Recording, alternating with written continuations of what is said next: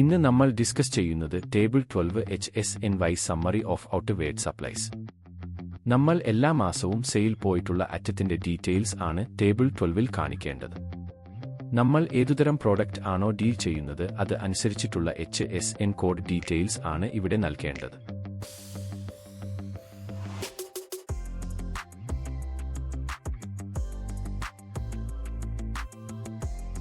Table open ചെയ്യുമ്പോൾ നമുക്ക് കാണാൻ സാധിക്കും B2B supplies and B2C supply. B2Bയും B2Cയും സെപ്പറേറ്റ് തന്നെ കാണിക്കണം.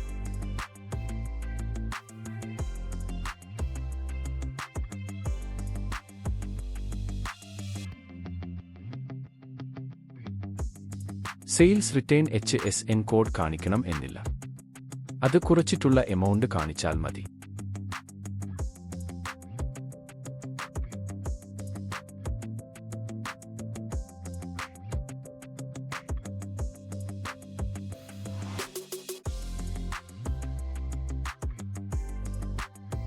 ഒരു ഉദാഹരണമായി എടുത്താൽ ടോട്ടൽ B2B സപ്ലൈയുടെ എമൗണ്ട് നമുക്ക് കാണാൻ സാധിക്കും.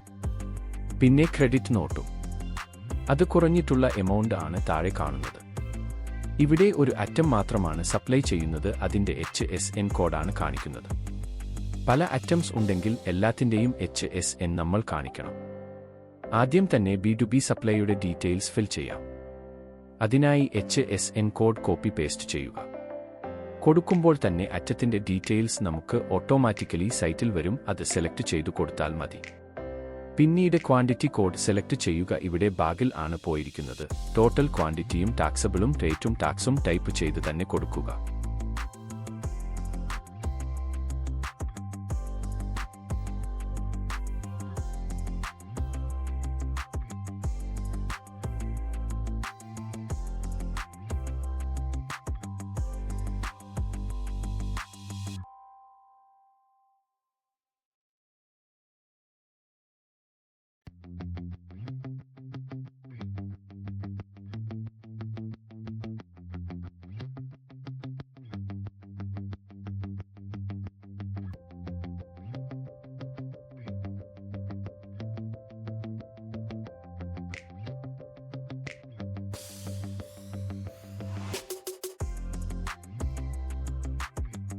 താഴെ ആഡ് ചെയ്തു കൊടുക്കുക. അതിനുശേഷം സേവ് ചെയ്താൽ മതി.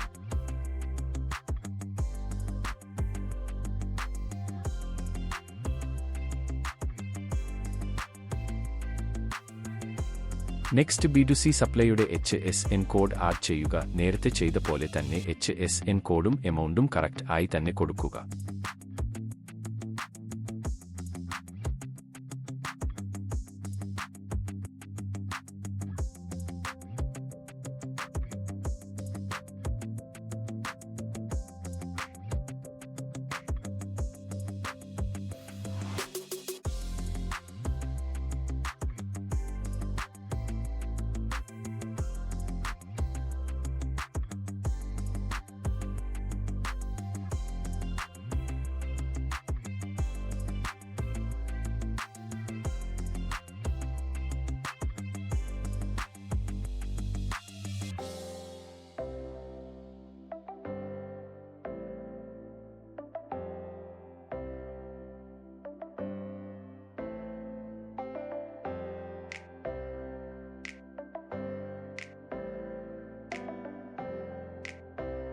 ഇങ്ങനെയാണ് ടേബിൾ 12 ഫിൽ ചെയ്യേണ്ടത്.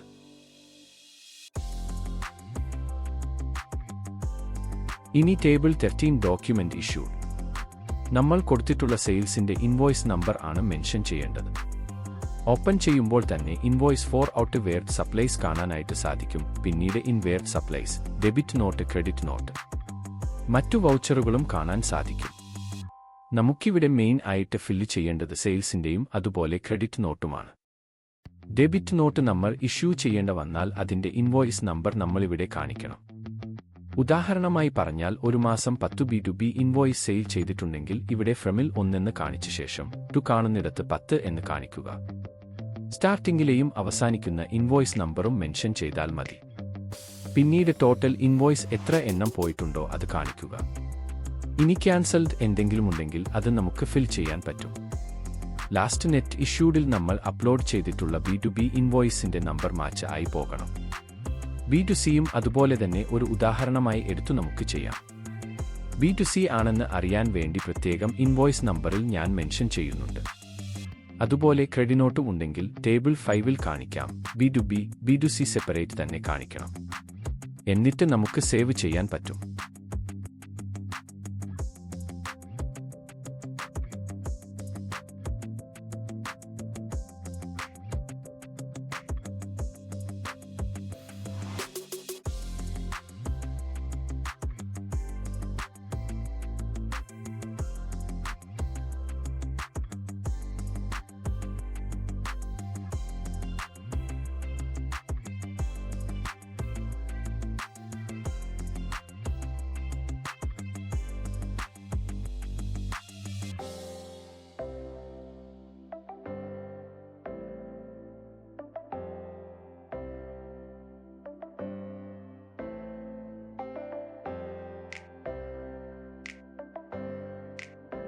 ഇങ്ങനെയാണ് ടേബിൾ 12-ഉം 13-ഉം ഫിൽ ചെയ്യേണ്ടത്.